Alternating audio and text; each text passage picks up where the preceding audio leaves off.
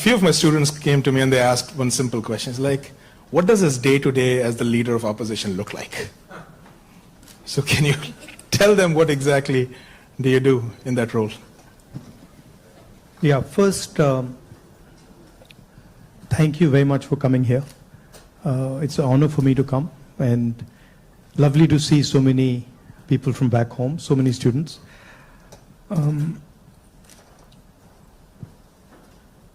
See, opposition, at its heart, is the voice of people. So,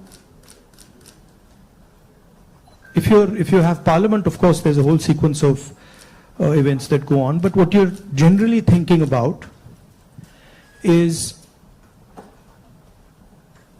where and how can I raise issues of the people of India. And you're thinking from an individual perspective, and you're also thinking from a group perspective, you're thinking from a industry perspective, you're thinking from a farmer perspective, and the important thing is that you do it sensitively and after listening and understanding carefully. So very often,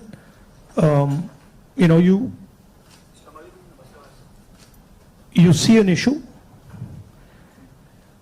in the beginning. When you're new to politics, you see an issue and you're like, oh, that's what the issue is. But when you go into a little bit of detail, you realize that there is nuance and complexity.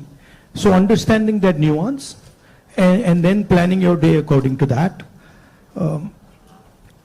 that's how it generally works. Parliament, of course, you go there in the morning and then it's like a war.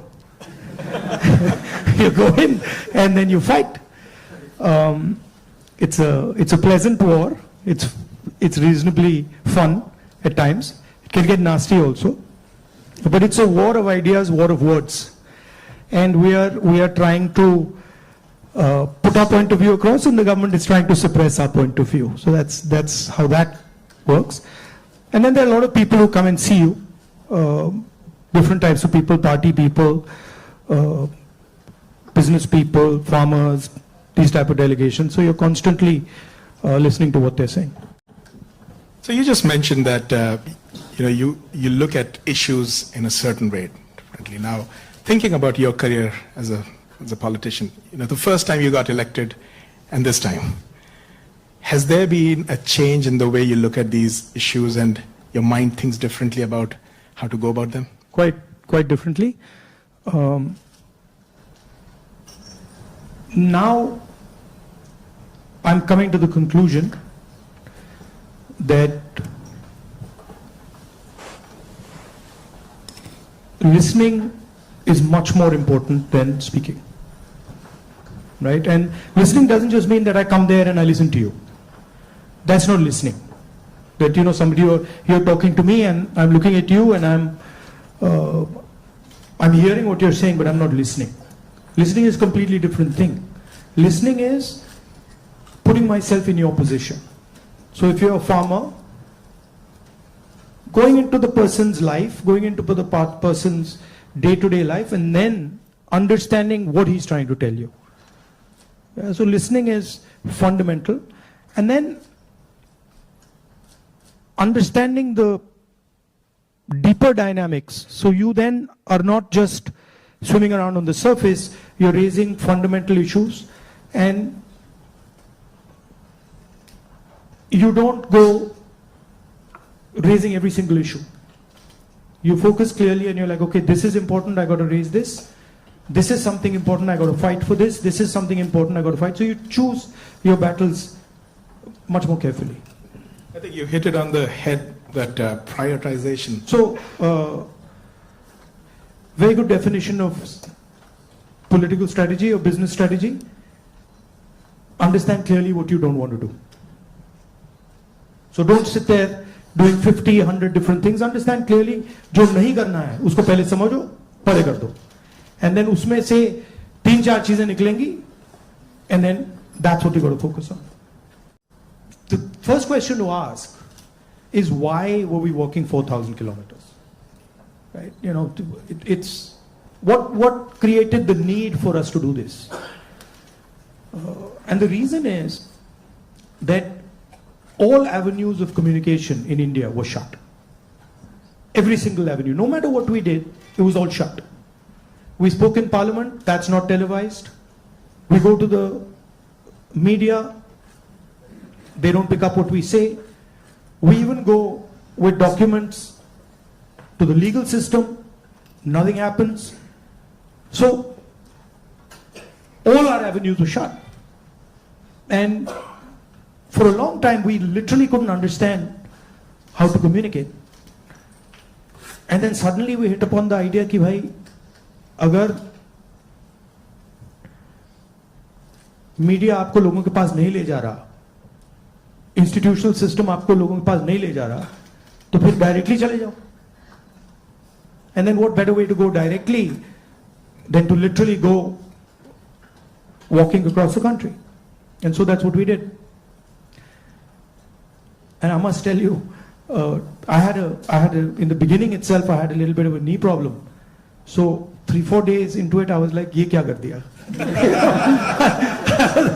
I was like, because you get up in the morning, I go running, and so you get up in the morning and you say, "Okay, I'm going to go run 10 kilometers," and they're like, "ठीक है," and then you get up in the morning and you say, "I got to walk 4,000." It's a completely different paradigm, So there was moments of that, okay, this is quite a big thing. But it went surprisingly easy. It was not difficult at all. And it fundamentally changed the way I think about my work. I would say that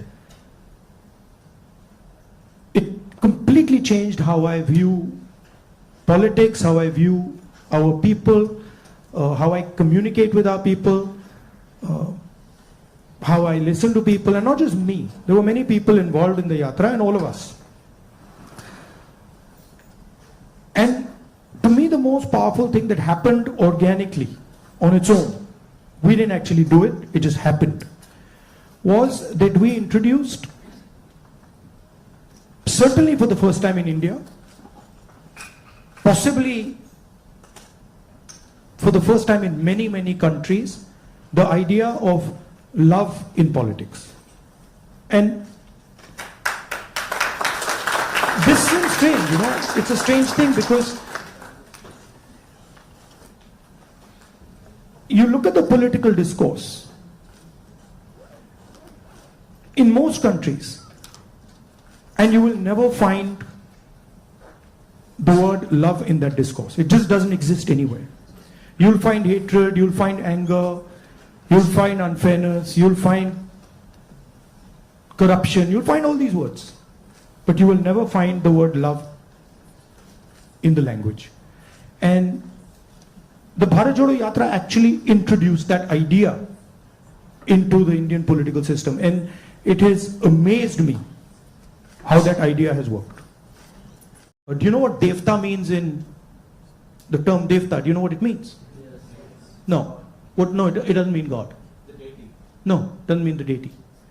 So Devta in India actually means a person whose internal feelings are exactly the same as his external expression.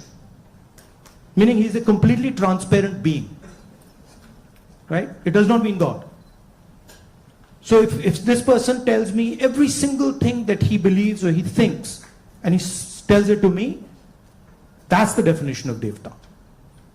Right? It's the idea that you destroy yourself.